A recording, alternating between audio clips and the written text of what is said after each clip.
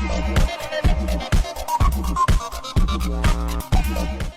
Harkin's not here today because he is down at a meetings in Dublin about the new stadium with the department. If we don't get a new stadium, there's going to be no Finn Harps, we know that. We've looked at various options about the construction of the stadium over, and there's been delays in the last 12-13 years, and people are getting a little bit battle weary about hearing about it, but the future of the club relies on it. The current ground, as we know, does not reach the standards of licensing, and to say we're on borrowed time is not an exaggeration. The facilities can't be redeveloped to the standard of League of Ireland football. So we will be putting out an announcement hopefully over the next week, hopefully followed by a press conference. I think it's also documented well enough that the sorry, was it Roy Keane there? I think it's been well documented that there will be a fundraising towards that will have to go to the public. I was talking to Chris outside there about the support the club has got from a regular bunch of sponsors. Thanks again to Solon for taking on the main sponsorship again this year. And fantastic local businesses who've had a hard time with COVID and rising costs in recent years. They're with us every single year. We cannot compliment them enough. Then our 500 club members, and of course our great support base. They are the guardians of senior football in Donegal, but now to preserve senior football in Donegal we have to reach further. And that means Donegal people home and abroad and out to the diaspora to make sure the stadium happens and that we leave a legacy for all of these young people that are coming to Finn Park, young players, all the young fans, and that we give them good facilities and that we build something exciting in the future. But you know, we have to make it clear it is a crossroads. It is either no Finn Harps or it's Finn Harps with a new stadium. So we're going to be, as I said, releasing news about that later in the week. So as regards this season, we obviously had to look at confirming our new head coach. We spoke to Darren, we spoke to a number of candidates. We wanted to, well, last season was tough, really challenging with a very young team. I think it was the youngest team in our history. We wanted to keep some of the current playing staff. We wanted to continue through some of the good work that we'd done there. We were delighted that Darren accepted the offer to come on. He's since been joined by Kevin and Aidan and Gary Wallace, who Murph can talk about a little bit later. Got down to work very quickly. We were again delighted that the likes of Tim and Jamie, who were very good for us last year, came back on board, and they've complemented that with some very shrewd signings, we think, with the likes of David Cawley and Conor Turish and success. And so it's been a very positive pre-season. The work started straight away after last year. Darren was on the phone, I think the day after that we appointed him, and we're really looking forward now. So I suppose the key message from today is we want people to come out on Friday week against Cork City. We want to get the campaign going. There's a surge in attendances in League of Ireland football, and it is healthy for all age groups to be getting out and supporting their local team. So we're just asking people, bring friends, bring family, come out and get behind the lads. It's a huge match against one of the traditional giants of League of Ireland football. So yeah, that's it for me. Any questions, fire ahead or to the lads.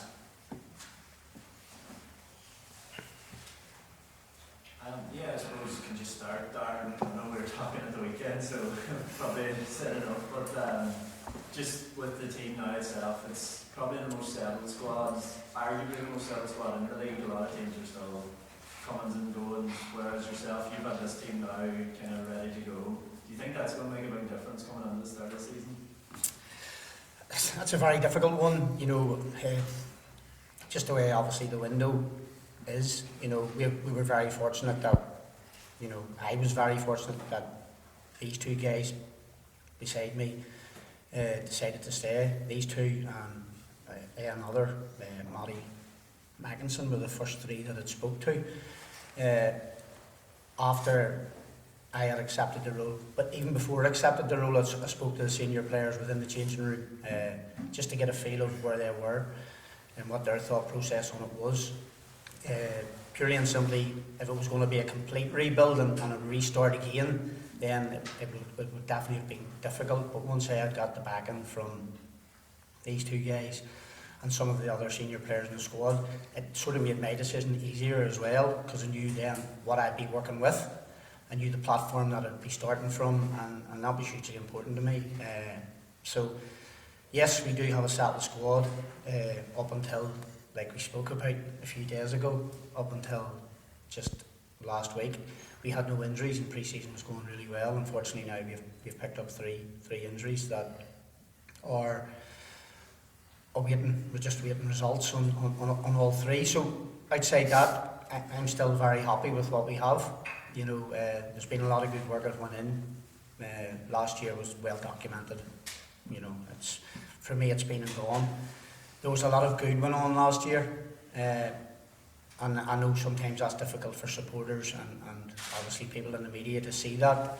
But when you take the likes of, you know, young Sean O'Donnell, Oisin Cooney, Aaron McLaughlin, Kevin Jordan, Shane McMonigal, boys who have had a year of senior football, that's vital, hugely vital. So I expect them kids to have a really good season this year because they understand the league now.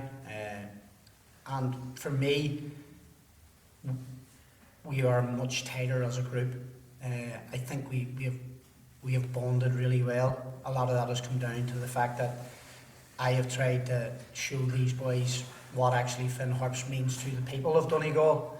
I think that was always going to be my theme over pre-season. I didn't really signify results as being important. It was about building a bond between these guys, and to do that for me it was about being involved in and around the county. It was for them to get a feeling of how well appreciated they are. You just have to take Glenealy and Oranmore as an example, and the guys themselves can speak on behalf of the players and how they found them occasions. That was my thought process behind it all along. I think these guys now are maybe more appreciative of what and who they're playing for, whereas maybe before it was just a football team. Whereas now they actually do see that they do actually, in a small kind of a way, make people happy and change people's lives. You know, the kids in Oranmore, it's been a long time from I've seen as many kids come to watch people train. It was brilliant. It was really good, and it was the same in Glenealy. You know, the crowd that turned up for the game in Glenealy was magnificent, and I think that's something that I will try and do more of through my tenure, and also through the season. It's something that I don't want to, you know, diminish. You know, I've had a really good working relationship so far with Letterkenny Rovers. Obviously, I know the guys in there really well now. Danny, Stephen, Tony and Eric have been brilliant with me. You know, we've used our facility to train as well. So we are starting to try and build in and around the county, and to do that, it was for these guys to see, you know, how well they're thought of. But to go back to the question as in regards squad, yeah, I'm happy. Like most managers, would I like some more? It's a bit like Oliver, please sir, can I have some more? But no, I like what I have. They're all a good bunch of boys. I get on extremely well with them. I have a manner about me that is maybe different to what they've worked with before, but it's how I work, and you know, they do understand that I am the boss. I'm not their friend, but I want them to feel that they can come to me. There's that relationship's there. It's certainly there. There is a close bond because we have been through it together last year, and it was tough at times. I quite openly said it was one of my toughest seasons in football, and I'm 33 years in the game, so it was tough. But what was good for me was, in tough moments you learn a lot, and I think these guys will have learned a lot last year, And also in tough moments, what I think they learned the most was that the fans never give up on them, and that was hugely important. And I think they have now realised that, you know, if they can go out and perform to a better level than we did last year, then we'll be okay. And then when we start to be okay, then we'll be better. Regards where the bar is, I'll not be setting any bar for the group of players. I have a senior committee in the group of players. There's 4 players in that committee who are senior players who will control the changing room and control their barriers and their challenges. I think that's hugely important, that it's driven from within. It can't always be driven from the top. It has to come from within. That's the most successful teams in the world. It comes from within that inner group, and then obviously the guidance of the people above them. I'll hopefully try and steer them in the right direction, but I want them to drive where they want to drive to. Just in the injury updates, can you give us where the players are at and how long we can expect them absence? Yeah, again, I'll always be quite open about that. I know some managers are very afraid to be open regards injuries. Sean O'Donnell has a dislocated shoulder, so he's now in the process of recovering from that. Good news is that he doesn't need an operation, so it'll just be whatever the time scale is regards Sean being able to come back into contact. The other one is Ryan Rainey. Ryan Rainey received a scan on Saturday afternoon at 3 p.m. The results come through this evening. So hopefully we get them results this evening, and then tomorrow morning we'll know where we are with Ryan. Kevin Jordan, again, is now waiting on a scan. He's been in a brace from last Wednesday, so he's been 7 days in a brace. It's his right knee, so we have to have Kevin scanned. The initial thought process for Kevin is it doesn't look good, but again, that's only looking on. You know, you have to get into the deeper detail to see where Kevin is, but at the moment he's had no movement in the leg, so no movement in the knee for 7 days. That's why it's been locked in a brace. So that's where we are. It's not ideal, but it gives other people an opportunity, and that's how football works. You know, am I hurting for the boys? Of course I am, because they've worked hard in pre-season, but that's the game, that's what we play in. And unfortunately, their injuries have opened the door for other people, and that gives other people a chance to stake a claim, and that's just how the game works. And the good thing about the 3 boys is that they've still been well involved. You know, at the time, Sean and Ryan Rainey were both injured, but both went to Aaronmore. So the squad has stayed intact. I know sometimes managers, when players are injured, sort of forget about them, you know. The old thought process in managers, they're costing me money because they're not playing. I'm not like that. I want them still to be part of it, and they have a huge part to play. So they'll be in and around the squad like they should be, and I know these guys will take good care of them. Darren, can I ask you just, you described last season as tough, and it was tough for everybody. Harps are going to be in the first division now for just the second year, but you find yourselves down there with teams that have been trying to get out for a few seasons, like Longford Town, Cove Ramblers, Longford Town, probably, you know, have been trying to get out of the first division and have found it tough as well. Who do you see as probably the strongest clubs in the first division this season? And I know you're saying you're not setting any bar for yourself, but the way the first division is set up, if you finish in the top half, you know, you're in the playoffs, so that probably has to be your target, I would suggest. For me, the way I just look at it from the perspective of last year, you had the 2 runaway trains in Galway and Waterford, and that's what they were. They were so far ahead of everybody else. That's both on and off the field. It's no coincidence. You now look at, you know, Galway and Waterford. Waterford have just sold out their ticket allocation for their first game in the Premier Division, so it just shows how big Waterford have become.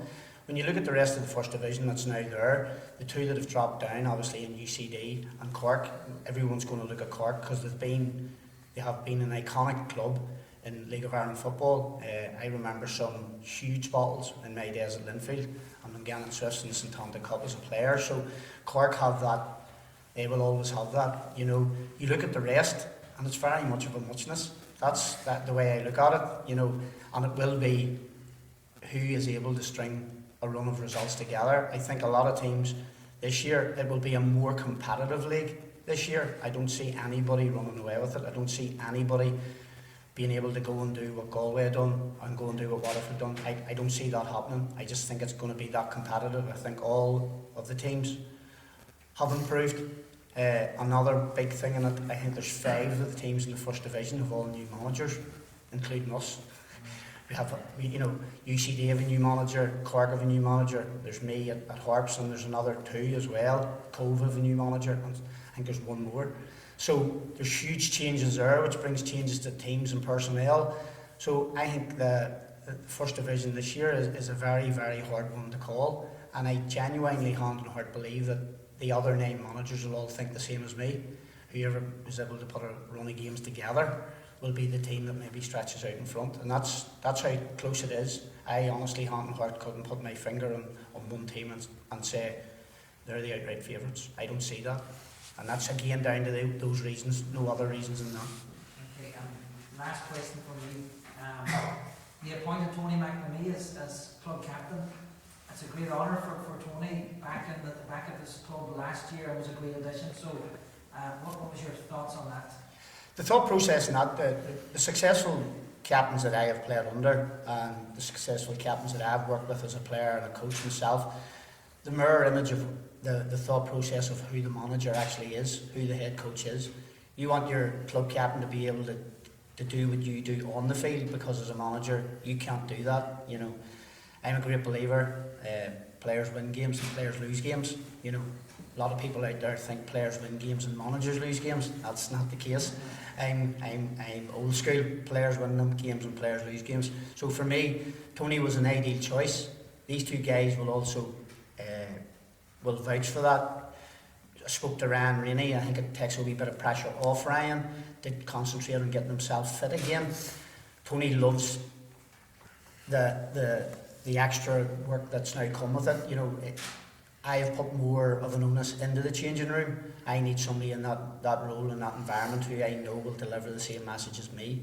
And Tony will do that very well, because he's well respected by the players, he's well respected by the supporters, he's well respected by everyone in and around our football club, in the committee, the chairman. Everybody speaks very highly of Tony McNamee. I think it was a very easy choice, in that the guys will vouch for this.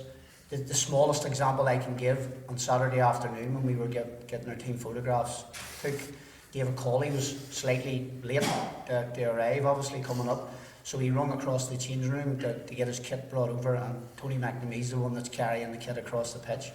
So it just shows you he's always in, and that was long. I'd already my mind made up, but that rubber stamped it for me. It's just it's his mannerisms, both on and off the pitch, how he speaks to me, how he speaks to his teammates, and how he conducts himself, and his manner and how he approaches certain situations is invaluable. And as I say, he's probably the closest one in there to me. I would have been very similar to Tony as a player, and never late for training, first there, last away, making sure other players were needed to have what they needed. Tony does all that, and I don't have to ask him.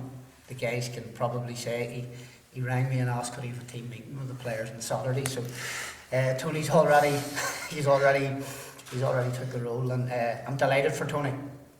Comes from a great footballing family as well. It's been well documented. He comes from a great footballing family, so it's a great honour for him, and I always think it's nice.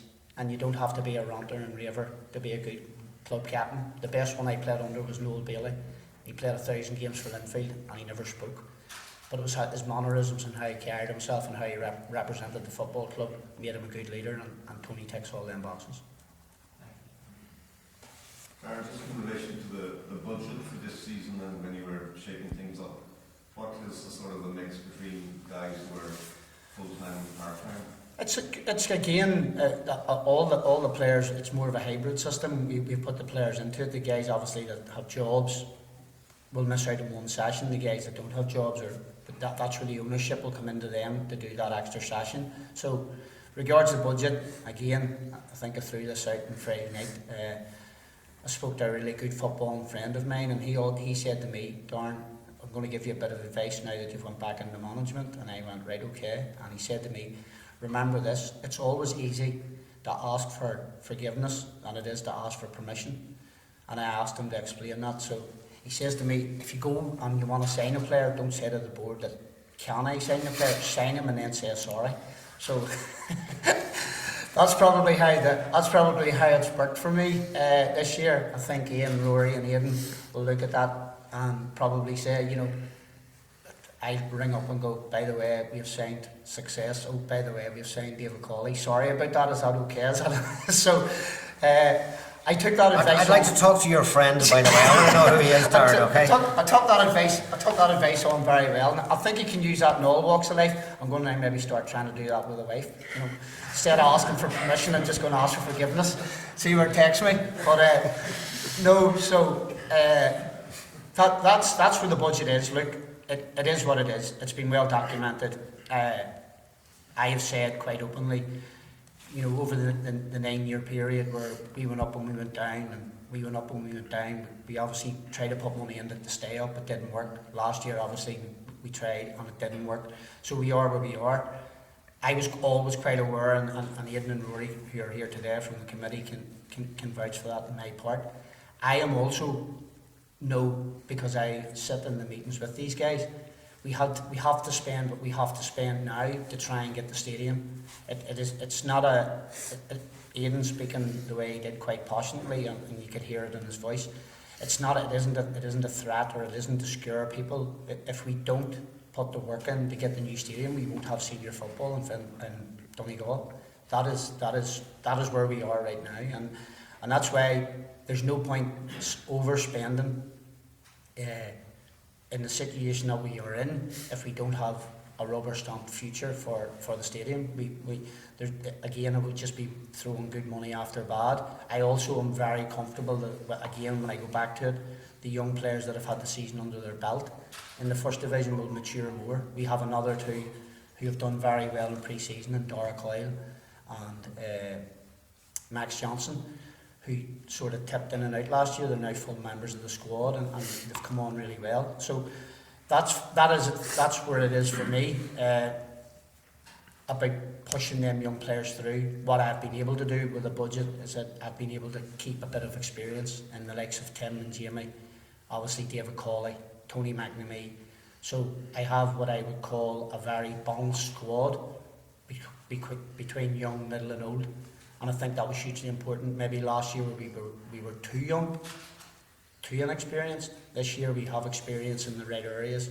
And I wouldn't say, I don't know the right word to use regards myself, but I would spend the money wisely. I would be very astute. I'm not one that rushes in to making signings. I do a bit of homework, because I'm well liked throughout Ireland, both north and south. So when it came to signing players, there was a lot of background done before, you know, just jumping in there, because I knew the way the budget was. So my signings have been selective, but they are what I thought we needed, where we are right now as a squad. I identified areas where I thought we needed certain individuals. We needed a number 9. A big number 9, we now have that in Success. We needed a bit more experience in the middle of the park to help guide the younger players. We have that in David Cawley. So, and the other players that I've brought in have fit into where I need them to fit into. People talk about the squad maybe being small. I don't, because at the end of the day you can only play 11. So we went to a certain Premier team the other day and they had 28 players. I would hate to be that manager. He had 28 senior players. That must be a tough Friday for him every Friday. But I want my squad to be competitive, and I think it's competitive in all areas. I don't think anybody is comfortable in their own area, from goalkeeper through to centre forward, and I think that's what we need. But what I like about the competition is it's healthy. It's not unhealthy, because they have a good bond and they all understand that, and that's hugely important. Just to come in there actually, and just back on what Murph said, for the last 2 years, ourselves and other clubs have found recruitment really difficult, and for a number of reasons. The proliferation of private investment in football clubs changed the dynamic a lot, and that just goes for, we're affected by it more than most clubs, because it's both in the north and the south, you know. And obviously a lot of players have come in from abroad, But you know, nobody's here for money. I know the wages, and you know, it hasn't affected the lads' attitude. It's fantastic, not just with the on the pitch and the training and Mercy judge of that, but off the pitch as well. The feedback from Armore, Glenealy, I visit schools, community work, and they just speak really highly of the players. We've paid players before who've been here for the money. It's not a good experience, you know. And every club has that problem, whether they're Man United or Fun Harps or wherever, you know. And it's all about the culture of the club. That's one thing that I've learned. And you know, we were delighted when the likes of Tim and Jamie came on board, you know, for this season, because we saw last year that they're good guys for having young players around, and they will establish the culture. And Murph talked there about the you know, the senior players committee and that kind of thing. So that's the reason that we ask people for support. You know, there's men here who want to be here, and I think it's going to be a good division this year. I think it's going to be, as Murph said, really competitive. But we're hoping that people come out now against first match against Cork and get behind the lads, give them big support on the day. So yeah.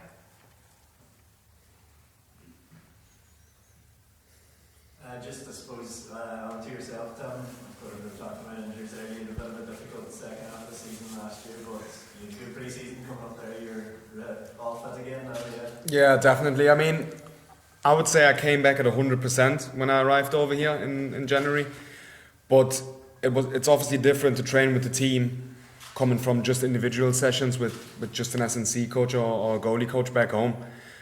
But I think Murph helped me there a lot in pre-season. I think there was just one game against, I think that was the Strabane game, where I had a chat with him and said, look, my knee just feels not 100% right here. Not that I was in pain or something, but I just felt like I needed a rest. And since then, I've got no issues and I feel at 100%. Yeah, it's something you kind of have to manage too, isn't it? When you come back from a long-term injury, you don't want to be playing 3 games a week or something. Yeah, definitely. I think especially for the start of it, when I'm coming back and jumping straight into the team session and all that stuff. I mean, I couldn't wait for it, but obviously I still needed to slow myself a bit down and just make sure that everything is fine and it feels fine. So. And you're glad to be back going now, I suppose, as Murph mentioned as well, the pair of you, yourself and Jimmy, were two of the first ones to sign back. There was no, you were kind of rare to go and sign back for Fun Harps this year yet. Yeah, definitely. I think for him and me, there was not really a question. As soon as it was clear that Murph was going to take over, we were both like, we were talking to each other. We were like, yeah, we just can't wait to come back. And because obviously we weren't happy with last season, and just the environment and everything this year just feels different. Everybody enjoys to come to the training sessions. We had a phenomenal pre-season, I think. Not just the results, but everything. The team just feels like a group of friends actually, and we're just all looking forward to next Saturday.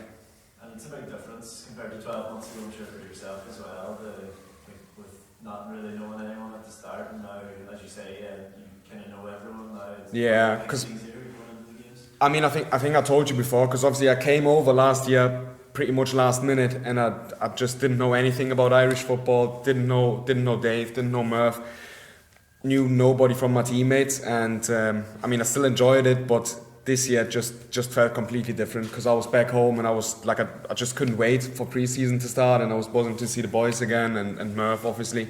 And the girls? Well, maybe. No, but I think we are both just happy to be back. Yeah, and just going on to Longford, I mean, I think it was a happy hunting ground for Fun Harps last year, 2 wins in the 2 games away in Longford. I suppose just important to get off with a good result. Yeah, well, I think we've got a lot of confidence through the games that we had in pre-season, because I mean the results were good for us, especially against Derry or against Sligo. So I just feel like everybody's ready for it, and yeah, we just can't wait for it. That's probably something as well, was the 2 games at home in Finn Park. The home form probably wasn't what maybe fans would have liked last year. Finn Park was always a difficult place to go, and maybe it wasn't the same last year. It's important to get that back and make it a bit of a fortress again. Yeah, I think so, because I mean, I've said that to you as well before.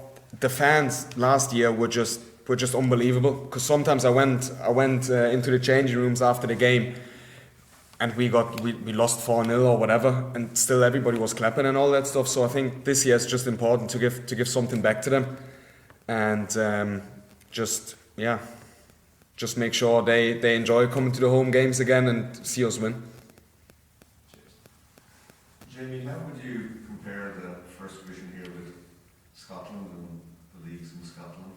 You know, I played in the third division in Scotland, so that's League One, and I'd say physicality-wise, it's all pretty similar. So coming over here, it wasn't too much of a surprise the way the style of play was and stuff like that, which I think maybe helped me transition quite quickly into the league.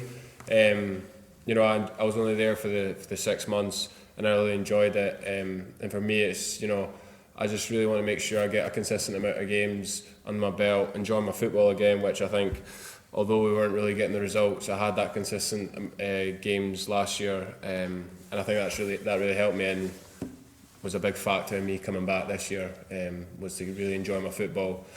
And like Tim and the gaffer said, you know, we've built this good bond this year, so hopefully we can continue that, get results, and like Tim said, bring joy back to, you know, Finn Park.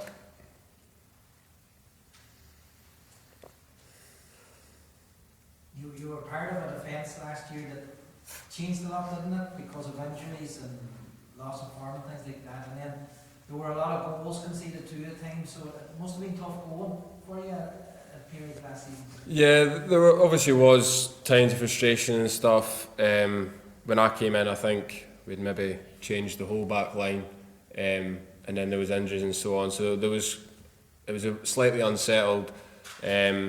This year, bringing in Connor, Noah Baba back, Matty, myself, and I think we've got the pretty much same back four, or at least defensive situation this year.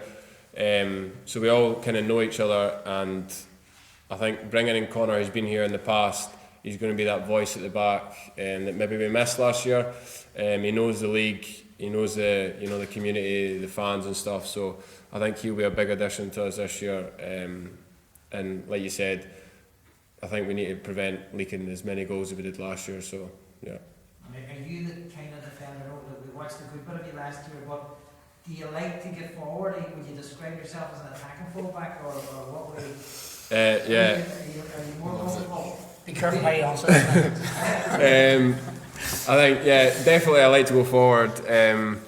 Murphy would maybe like to have me back a bit more, but like having the likes of Dave Colley in front in the midfield, he could maybe cater to the full-backs going forward. But we've been working on defensive shape, when to go forward, the right time to go forward, and it's just important. You're a defender first and foremost, so you attack at the right times, and defensively you just got to try keep the goals out first. Because the defenders, you know, the way football is played now, and we're bombarded with it on the TV and everything, there's always the goalkeeper out to the feet of his defender, and then, you know, one touch passing, two touch passing, and all these.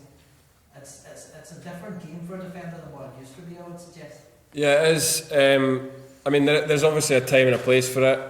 Again, the pitch maybe plays a factor and stuff. The weather in Ireland, sometimes it's difficult to always be playing out for the back. So again, the opposition depends how they play, if they sit off or if they press. It's just about the right time and to play out for the back.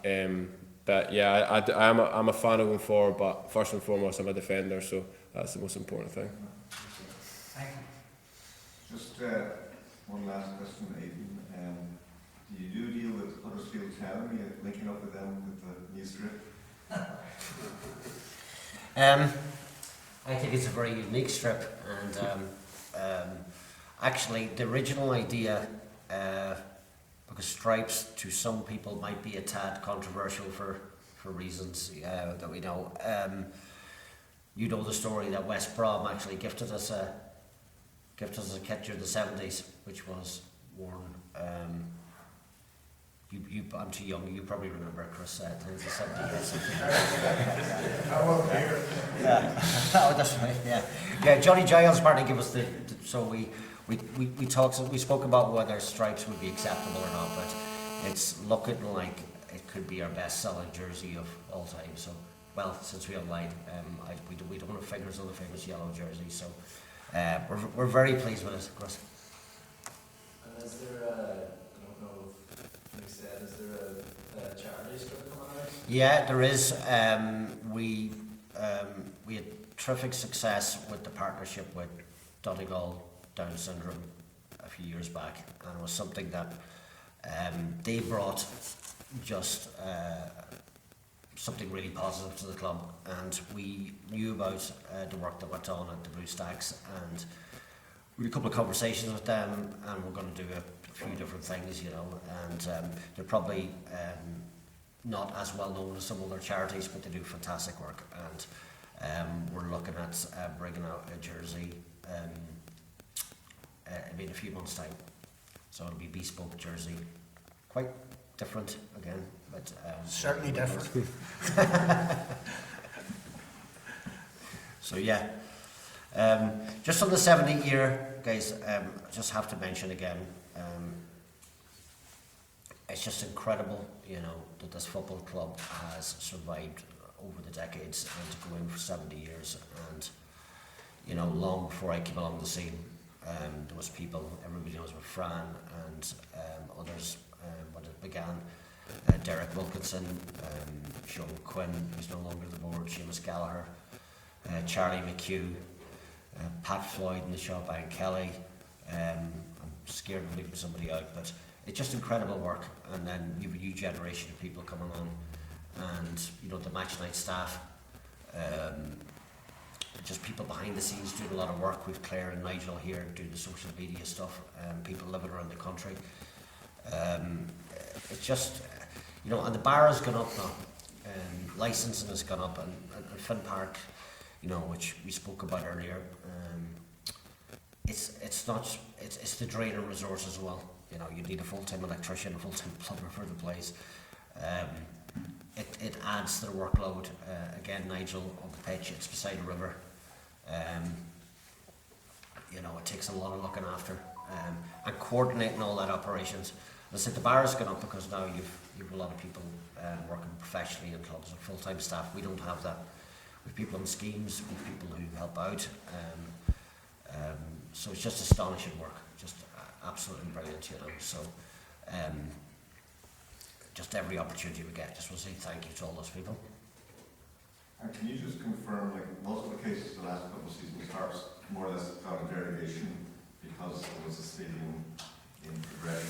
We were meant to have 1,500 seats minimum, is that right? Yeah, you know, there's several reasons. We don't qualify on a number of different things. I mean, the car parking is not good, and the floodlight situation is not good. The seating, as you allude to. Apart from that, it's just the match night experience. I mean, you know the amount of community work that's been done, which we spoke about, and we have a full-time football social responsibility officer now, and Kelly, our community officer, was in schools this morning.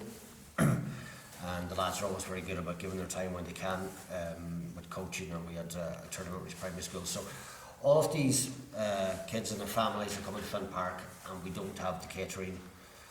We don't have the comfort that's come to be expected in this day and age. So from a licensing point of view, we felt we were on borrowed time a few years back. So it's really urgent, and as I said, it's going to be addressed this week because the existence and future of the club, and nobody's been dramatic, it really does depend now on getting this new stadium built. And we look forward to just letting everybody know what the plans are later in the week. And hopefully we'll have a press conference early next week, Monday, Tuesday, so that people know our plans.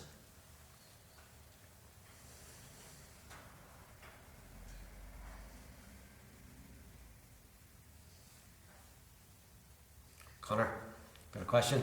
You're a newbie. I'm just enjoying the atmosphere. So Yeah.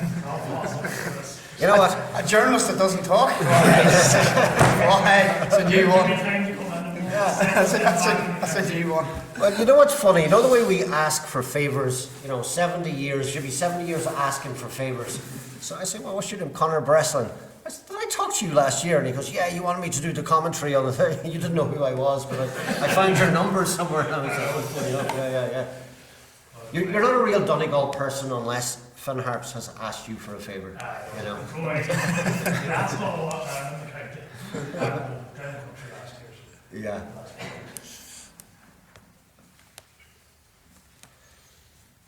So, boys, what do we think of Arranmore?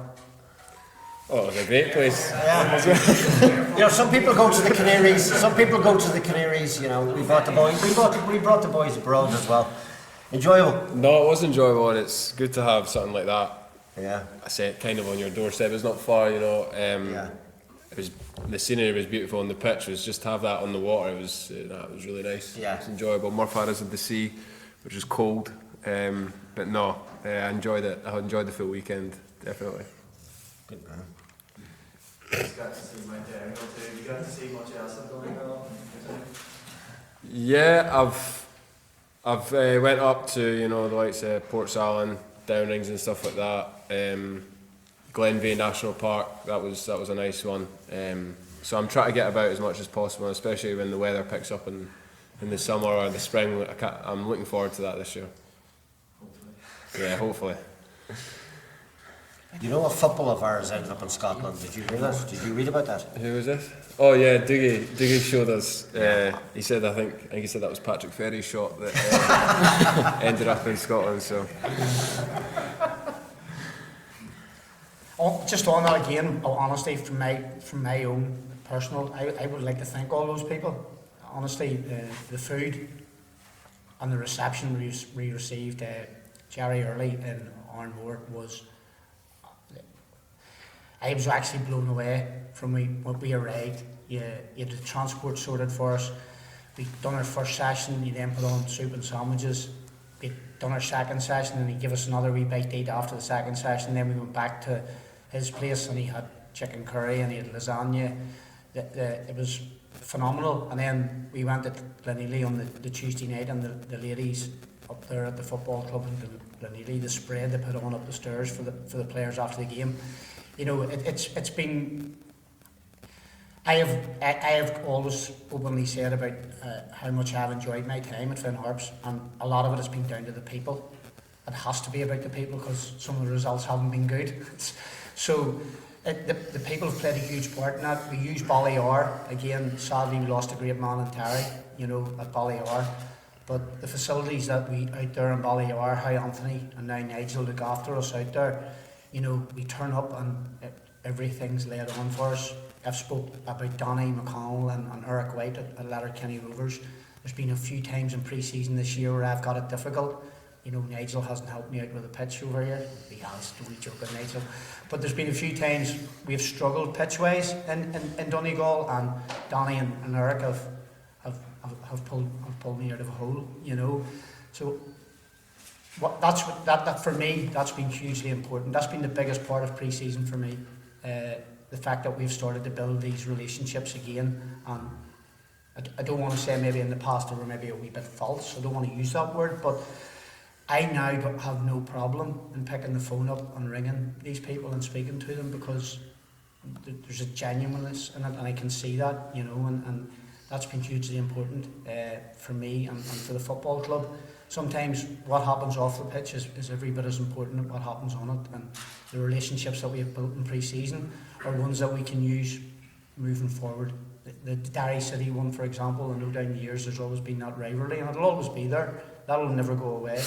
But to be able to play a game home and away against Derry, financially for both clubs, everything, it was ideal. You know, Rory spoke to me after it and he said, like, long after we're gone, hopefully it continues, and hopefully it does, that relationship has now been put in place. Sligo coming up to Finn Park as well. Again, we've built that relationship, and I've said that all along, that was the most important thing about pre-season. Was, get a squad together, but B, was certainly about putting the club back out in the county, and we've done that in a small way, and it's something that I will continue to do when I find the time, even through the season. We will try that again. What's quite interesting, Tim hasn't mentioned it here yet himself, is Arranmore went that well. There's actually somebody's coming over the weekend that we're off to do a documentary and just to follow Tim around the island. So it's seen a lot further. It's seen a lot further than Donegal. So that's huge for us. You know, somebody from Tim's part of the world wants to come and track him for 3 or 4 days around Oranmore is magnificent, and it's The club gets to edit it, yeah. so I want to see the contract. So it's good. You know, that's good, and it's all been good. And again, you know, everyone cares about results of what happens on the pitch. Of course we do. You know, I understand that, but there is a lot of good going on, and I feel for too long there's maybe been all doom and gloom. It's just not that bad. As results have been poor, but the amount of work that has gone on behind the scenes, the amount of work, and again, he's not like me saying this, but our chairman, who has his own business, and the amount of time and effort that him and others, but especially him, is putting into the new stadium is phenomenal. I don't know how the man does it, and I see that firsthand.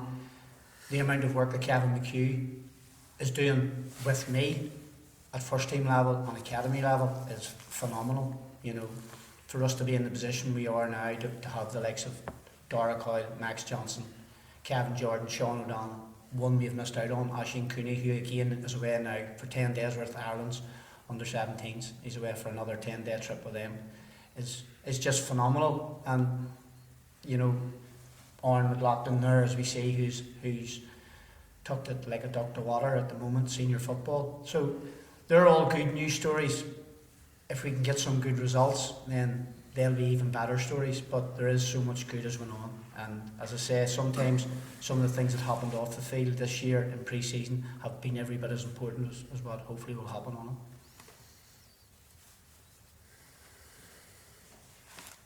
it. Happy, folks? Thank you. Cheers, thank you. Thank you.